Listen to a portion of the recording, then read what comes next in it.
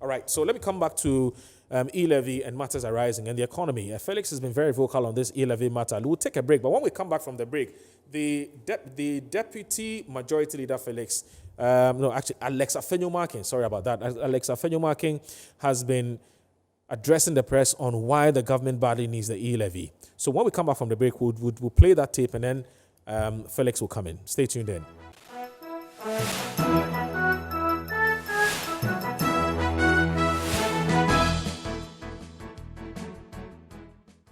Government,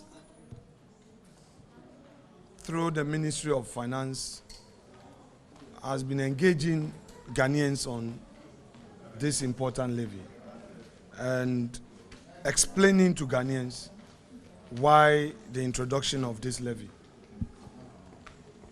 Two things. Our roads and the unemployment situation we find ourselves. Many of our youths graduate and they want to get jobs, but the public sector cannot take everybody. So this E-levy, as contained in the budget statement, is aimed at also looking at creating opportunities for our young men and women who want to take advantage of the private sector. The main concern has been source of capital. Government is looking forward to use part of this levy to support our young entrepreneurs, right at the district level, all the way up. And it would be a game changer. And that is why I believe that with the explanation being offered, Ghanaians would very much appreciate why the introduction of this levy. Then, of course, again, our roads. Every one of us in the Chamber of Parliament, we've been talking about roads, that the deplorable nature of our roads. And today, Honorable Samson talking about Bodi roads. Obviously, we must have sustainable, dedicated, reliable source of funding. I chair the road fund. As we speak today, what is in the fund that next week we're going to disburse is just around 75 million cedis. What can 75 million do? How many contractors are you going to pay? So the reality is that there are key aspects of the economy that we must look for reliable source of funding so that we can grow the economy. The general waste in our public sector financial management. That one is a call on all of us. Okay, so that's the Deputy Majority Leader, Alex Afenyo-Markin, making a case yet again on why Ghanaians must burden share and pay the E-levy. Felix disagrees. Felix and his political party, the NDC, thinks that that's not the way to go. But Felix, you want to wrap up on the...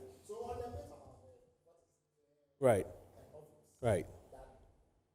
Please, your microphone is off. Yes. The Akufo-Addo administration is interested in hounding critics of his government.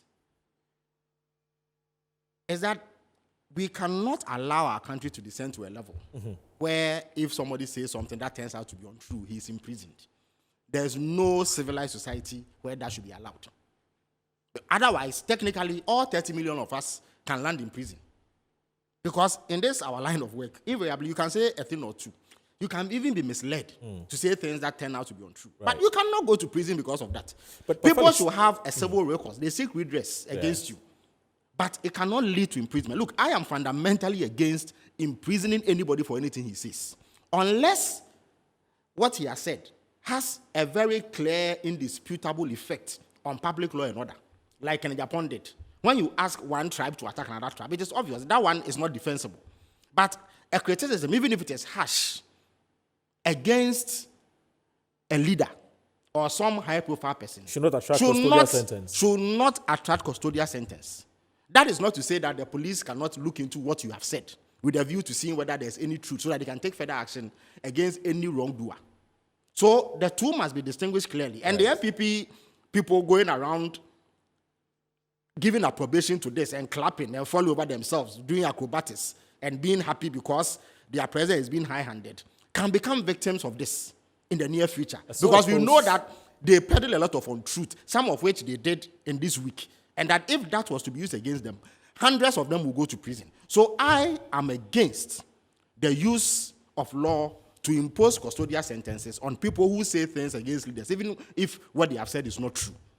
The other point is that, you see, no public official should be able to shield themselves from scrutiny with law. That's why I am also opposed, implacably opposed, to the way that contempt is used. I think that it's about time that we have a contempt law or act, which clearly restricts contempt to actions that directly impede justice delivery. So, for instance, you go to court, you clearly misbehave, you are disruptive, you are lawless. That one, you should be held liable. You disrupt the process of law. A bailiff is coming to serve you, you assault him, or you prevent him in any way that undermines law and order. Or the personal security of a judge is undermined because of your actions. But as for commentary on the conduct of a judge, it should not attract custodial sentence. I am passionate about it because, you see, the laws are so broad and discretionary that it can be misapplied. Again, there's evidence of selectivity in this application, as I've indicated with the Kennedy Upon case. So because of that, you don't put it in the hands of a judge to decide what constitutes contempt or not. The law should be clear and express. And I think that Parliament should take it up because the people who pay public service, and judges are also public officials, they are paid with the taxpayers' money. Taxpayers must have the right to scrutinize the conduct of all public officials, including judges, the president, parliamentarians, and anybody who occupies public office. This section 207, 208 must be repealed. It is inimical. It is archaic, completely unhelpful. It is being abused. It is being applied selectively. And you see, politicians and people in power will always find ways to do these things. The best remedy, the best safeguard we can have is for such laws to be expunged. If it was not right for President Akufo-Addo's friends in the media at the time to be imprisoned for criminal libel, it cannot be right for his critics today to be imprisoned because of alleged publication of falsehood. And I think that we must have a conversation to get rid of this. That, for me, is the crux of the matter. Section 76 of the Electronic Communications Act is also a problem. And yes. A lot of people have complained any about law it. that criminalizes speech that can land you in prison is a bad law that must be repealed. The right to free speech was not put in the Constitution as a decorative piece. It means that you should be able to say something that is unpleasant, but nobody should have the power to imprison you for it. Yes. Let's talk about back to E-levy and the economy. We don't have all the time. We have 10 minutes to wrap up. You have stated your position as the biggest opposition party that you're implacably opposed to this E-levy. And you've given us tons of reasons to back it. Now, one of the things that you've said as an alternative to what the government can do is to cut down on expenditure.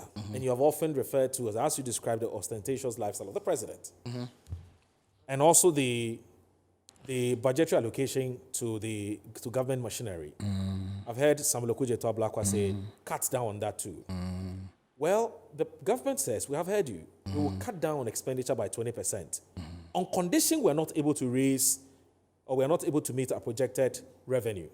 John Kuma has said that several times. And John Kuma has also said that now issues about plugging the loopholes in our public financial management is something that they're also looking at. But that is not something that can happen. It's not an event. It's going to take a process. And digitalization will deal with that substantially. And also the issue about, how do you call it? There are other ways of generating revenue. You don't necessarily have to go the E-levy way. They're saying they're looking at all of that. So if after all these things that the government has said, are you still saying that you will not support the passage of the E-levy when it is brought before Parliament? You see, Moro, the truth is that President Akufo-Addo, especially his head of the economic management team, who in opposition was touted as some economic messiah, possessing all the skills in this world about economic management, who has turned out to be somebody whose expertise actually lies in hopeless incompetence. He clearly has been outed as a flat-footed talkative, somebody who talks big in opposition, but is completely flat-footed in government. He doesn't even have the courage. He is demonstrating open cowardice in the face of the collapse of the Ghanaian economy. He doesn't even have the courage to face the people of Ghana and say that, yes, Amba, I said this and this and this and that in the opposition. But in government, some exigencies and realities have led us to this point. So yes, I acknowledge that we are in a deep crisis, but we are doing A, B, C, D to address the problem so that better times will come. He is unable to concede this. He is unable to man up. He is displaying complete cowardice. He has run away from economic management. Now, is it a matter of fact? I'm coming. Is it a matter of fact? Just briefly. Is it a matter of fact that the vice president has collapsed the economy? Because the vice president has said it time and again that what has happened to the economy? In fact, not he himself personally, but his spokespersons. Dr. Gideon Boakwa says, look, why is the vice president able to speak? Well, his spokespersons. What spokesperson? Commentary. It was not his spokesperson as the vice who went to president. say that they will move from taxation to production. It was not Gideon Boakwa who said that. He is the vice president. It was not my friend. It was not my friend Gideon Boakwa who said that borrowing and taxation were the lazy man's approach to economic management. Back to what I wanted to say, yes. which is the economy was growing consistently at 7% until there was what we call a force majeure. But how do you blame the vice president for that? He is to be blamed. How? But you see, it is not just that he is to be blamed. My worry is that he has demonstrated cowardice. He doesn't have the courage to even face the people of Ghana and admit that there are problems and that he is solving it. Unlike how loquacious he was in opposition, running around mocking the then head of the economic management. But you have said that his posture must change. I mean, he's no more the opposition. No, but why? He's the vice in president. Times of crisis, you don't expect him to do what he was doing in the opposition. Crisis, nobody says he should come and put on jocular performances. In times of crisis, leaders take responsibility. When there was power crisis, President Mama, he did not run away. He did not send me, his deputy information minister, to go and rationalize what was happening. He took the bull by the horn. He went to parliament himself and made a firm declaration that he takes responsibility, even though you cannot necessarily say that he caused it. But he takes responsibility and that he will fix it. And he went to fix it. He's president. Dr. Mahmoud Bawumia is the vice president. And head. So he is the head of the economic management team. Yes. He is the one who chairs the team that manages our economy. He has responsibility to level up with the people of Ghana. He was not the presidential candidate of the MPP. He was not the number one man on the ticket. Indeed, he was not even on the poster. He was not on the ballot paper. It was President Akufo-Addo said that was there, right? But it was not President Akufo-Addo who went around saying that he was an economic messiah. It was Bawumia who went around saying that. So if he is chairing the economic management team, and we are in this terrible economic situation, it is his duty to man up. He must stop running away. Now what they have done is that they have carved out a very unnecessary, completely superfluous rule as some IT champion. Only yesterday, we saw the embarrassment that he faced with the ICAO disclaimer on his claims that... What's happened to the ICAO disclaimer? Last week, he claimed that ICAO had approved the use of the Ghana card as an e-passport in 44,000 airports. Right. ICAO says they don't even have the power to give such an approval. So it's become a major controversy on social media. What they have done is that they have carved out a new rule so that he will surreptitiously run away from responsibility for the mess he has supervised in the economy. But you can't separate digitalization from the economy. First of all, it's supposed to enable, it's supposed to spur on the economy. But digitalization predates Bawumia. Yes. President Mahama, I would say, without hesitation, contributed the most to enabling us to achieve what we have achieved now in the area of ICT application. That's essentially what it is. But Bahumia's adoption of that fanciful terminology is only a ruse to allow him to run away from the mess that he has created in the economy. When he was campaigning, what he told everybody was that they had a fantastic economic management team with him as the head and that they were going to manage things properly. Today, our economy has collapsed such that people who lend us money, people on the international bond market don't want to touch us to the long pole. Last week, around this time, we were reeling under catastrophic downgrades by Fitch and Moody's. Our bonds are junk. People don't want to put their money in our economy anymore. Even local investors who buy our bonds have begun grumbling and are saying that our bonds are risky. Only 2 days ago, Standard Chartered, one of the biggest banks in the world, further highlighted the problem when they said that we are a highly indebted country with high debt risk. Right. So these matters are not disputable. The fact is that our economy has been collapsed by Bawumia's mismanagement, and he does not want to take responsibility for it.